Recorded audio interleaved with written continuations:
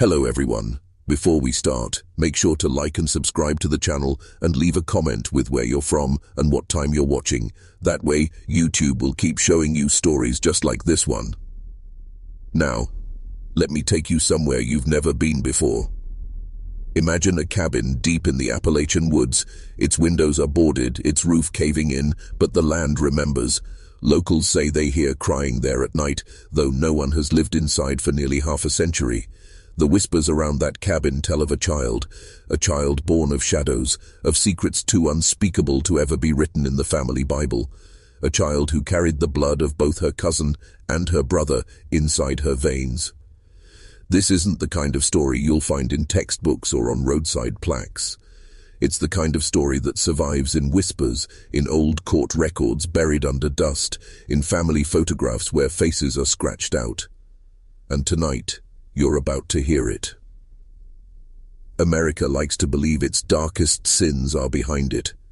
But that's never really true. Generations of forgotten families lived isolated from the world, clinging to each other in ways that blurred the lines of kinship, morality, and survival. What grew in those shadows were children who bore not only the scars of their birth, but the silence of a community that chose to look away. The case of one particular girl stands apart. Her name is rarely spoken aloud, her grave unmarked. But what happened to her shook the very idea of what it means to be family. She was both daughter and niece, sister and cousin. Her story, hidden for decades, represents a fracture in America's past that most would rather pretend never existed. When I first uncovered the fragments of this case, I felt like I was trespassing in a place I had no right to see. Court transcripts, medical reports, the faint trails left in local newspapers. Each clue pointed to a child whose very existence was a living crime, a stain no one could wash clean. And yet, here she was, born into the world with no choice, carrying the weight of sins that were never hers. This is her story. The deeper you go into this story, the more it begins to feel less like history and more like a haunting. Families in these rural American hollows lived far from the cities, cut off not only by mountains and rivers, but by poverty, by shame, and by tradition. Outsiders rarely came, and when they did, they never stayed long. The hills carried secrets, and those secrets were kept by blood. It was in this hidden corner of America that the girl's family existed, not as strangers to the land, but as part of it. Generations of intermarriage had already blurred the tree into something closer to a closed circle than a branching lineage. Cousins married cousins, uncles raised daughters who were also nieces, and the town, if it could even be called a town, carried on with an unspoken pact. These things happened, but no one ever named them aloud. The girl's mother was only 16 when she gave birth. She told neighbors that the father was a cousin who lived just across the ridge, but whispers spread quickly, carried like smoke through the trees. The baby's father was also her own brother. He had been seen too often slipping into the cabin at night, too often with eyes that carried both guilt and defiance. Neighbors may not have spoken directly, but they knew. They always knew. Doctors in nearby towns noticed too, the child's features, her health, even the fragility of her bones. They all carried the marks of inbreeding. Old medical journals describe similar cases, though never with names. Words like deformity and deficiency were written down, but they told only part of the truth. The rest was buried in silence. For the girl herself, life was not measured in years, but in stares. She was born into a world that had already judged her, carrying a legacy she could never escape. The children at church whispered. Adults averted their gaze. She lived as both a symbol and a secret, a reminder of everything that family lines can twist into when they are left alone too long in the dark. What's most chilling is not just what happened to her, but how ordinary it was to those around her. This was not a crime to them. It was survival, it was routine, it was life. And that truth is far darker than any single act. The silence surrounding her was not the silence of peace, but the silence of shame.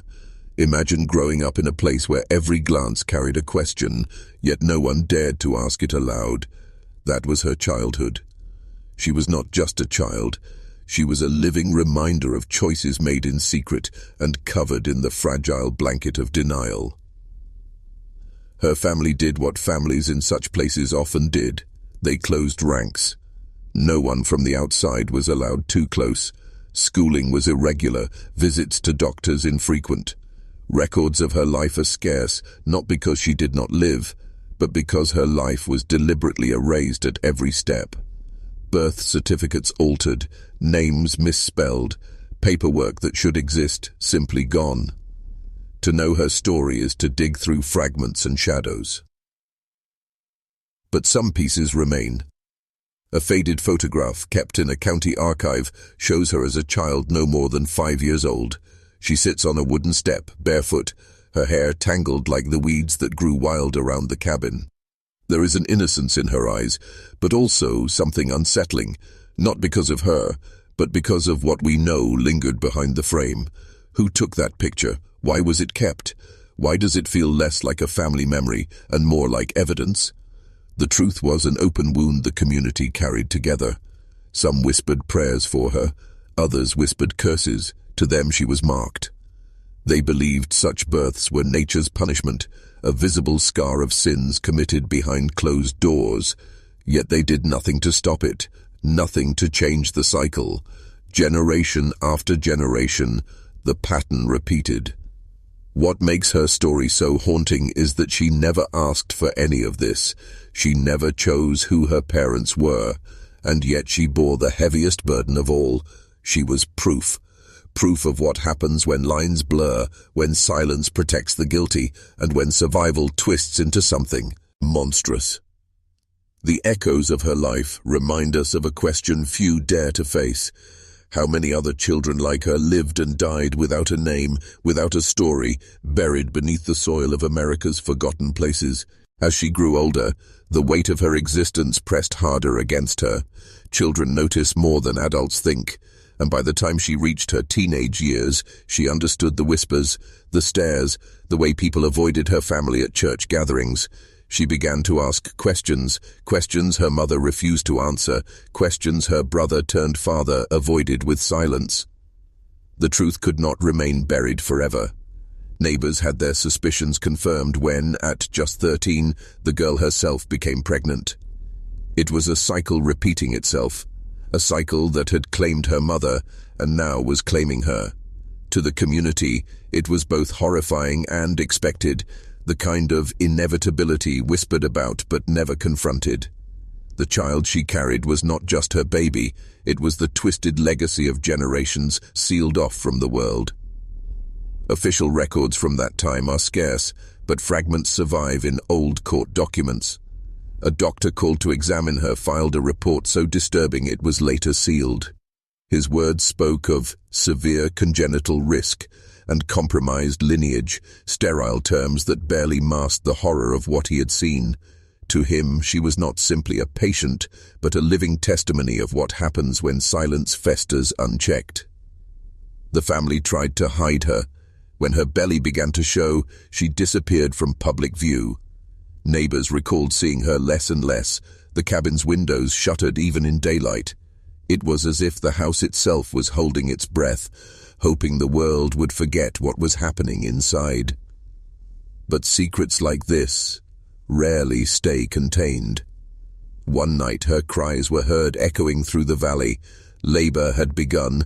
No hospital, no doctor, only the family, binding themselves tighter to their own guilt. What was born that night was not just a child, but another chapter of a curse that no one dared name. For the girl, it marked the moment she became her mother's mirror, a child forced into motherhood by those who should have protected her, repeating a fate she never chose. It was the point where her life stopped being a story of survival and became a story of inevitable tragedy. And this is where the tale begins to shift from hidden whispers to something far darker, something that would force the outside world to finally take notice. When word of the birth finally reached beyond the valley, it was not through confession, but through rumor. A traveling preacher who had been welcomed into the hollow only briefly spoke of what he had seen. A young girl, pale and trembling, a baby swaddled in rags, and a family that seemed more like a prison than a home. His words spread to nearby towns, where curiosity mixed with disgust, and soon whispers turned into questions too loud to ignore. Authorities were reluctant to intervene. In communities like this, intervention often meant trouble. Families resisted, neighbors closed ranks, and officials preferred to look the other way. Yet the case had gone too far.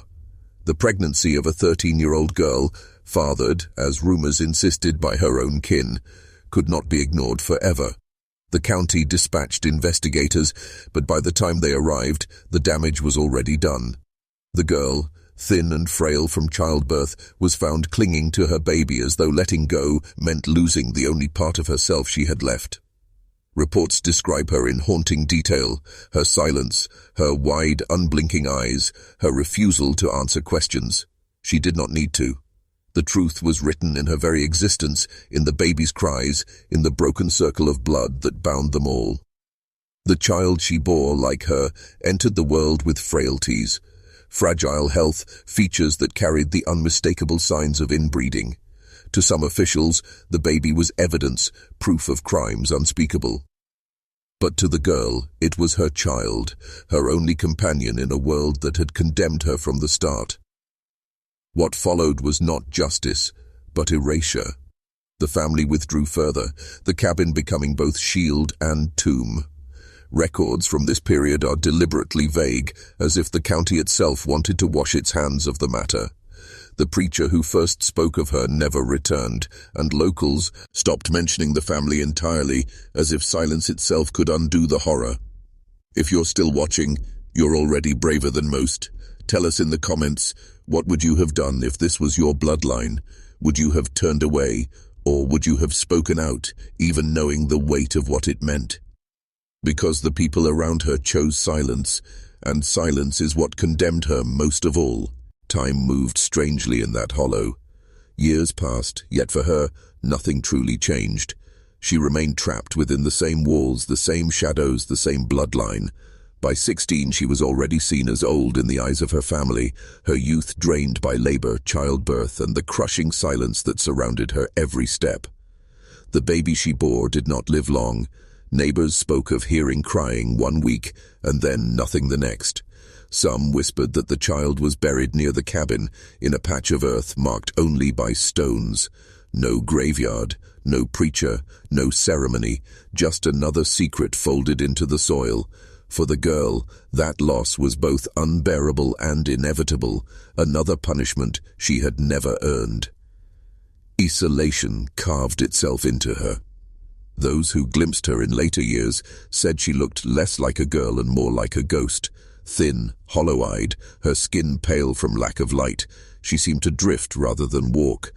It was as if she no longer belonged to the living, but lingered on the edge of something darker.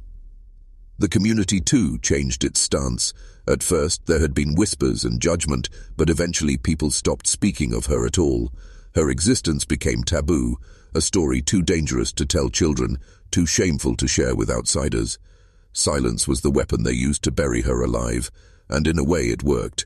Her name vanished from memory, her story became fragmented, and her grave, if it exists, was never marked. Yet fragments remain, stubborn as roots. Old court papers describe her in careful, clinical language, stripped of humanity. One surviving medical report, now yellow with age, notes severe malnutrition, possible cognitive impairment. Words chosen not to describe her life, but to catalogue her as if she were an object, a specimen. The coldness of those documents reveals more about the system than it does about her. A sigh. Stem unwilling to face the human cost of silence and incest, unwilling to hold anyone accountable. Her life became less a life and more a warning. A whisper passed through generations of locals who swore they'd never let outsiders hear it. And yet, here we are, breaking through the silence, piecing together a truth meant to stay buried. What makes this story linger is not just the tragedy of one girl, but what her existence reveals about America itself. In every corner of history, there are tales that communities work to hide. stories that do not fit into the image of progress, morality, or pride. She was one such story, a girl who lived and died at the mercy of silence, whose very bloodline was her curse. She was born carrying the weight of her cousin and her brother, forced into a cycle that turned her childhood into motherhood and her motherhood into loss. And then, as if she had never existed, she was erased, her name lost, her grave forgotten, her story remembered only in fragments. Yet the land remembers. Old cabins, crumbling foundations, the stones locals still avoid, they all speak in silence louder than any words. For generations, families in those hidden places guarded their secrets with ferocity. They told outsiders nothing, they let rumors rot in the air, and they allowed children like her to slip into oblivion. But silence doesn't erase truth, it only buries it deeper, waiting for someone to dig it back up. When you look at her story, it's tempting to call it an anomaly, a freak case, something rare. But the truth is darker. Across rural America, there were other families who married blood with blood, other children born into secrecy, other stories erased. What happened to her was not an isolated nightmare, but a symptom of something much larger, something our history books refuse to acknowledge. And so her life becomes more than just a tragedy. It becomes a mirror, one that forces us to ask questions we'd rather avoid. How far will people go to protect their own blood, even when that bloodline becomes its own prison? How many stories like hers remain buried in unmarked graves, in lost records, in the silence of families who still refuse to speak? Her name may be lost, but her story is not. Tonight, you've walked through the shadows she left behind, the fragments of a life that should never have existed in silence. And in telling it, we break the cycle of forgetting. America's darkest secrets do not stay buried forever. They resurface, in whispers, in ruins, in the bones of children who carried sins that were never their own. And now, so does she.